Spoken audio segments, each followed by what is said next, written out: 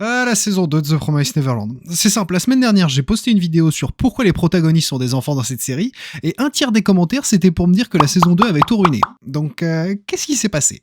Eh ben, j'ai peut-être une idée. Je m'explique. Bon, en vrai, il faut pas aller chercher bien loin. En général, quand des décisions de merde comme ça sont prises, ça a presque toujours un lien avec la thune. Mais si vous savez pas de quelle décision je parle, un peu de contexte. Le studio Cloverworks, en charge de la saison 2 de The Promised Neverland, a décidé de complètement passer l'arc Goldie Pond, qui est l'un des arcs préférés des fans du manga, pour à la place rusher jusqu'à la fin de l'œuvre. Donc en gros, ils ont ignoré une potentielle saison tout entière. Mais pourquoi ? Alors sur ce sujet, je n'ai trouvé aucune info fiable à 100%, les studios d'animation étant aussi hermétiques que la putain de station internationale.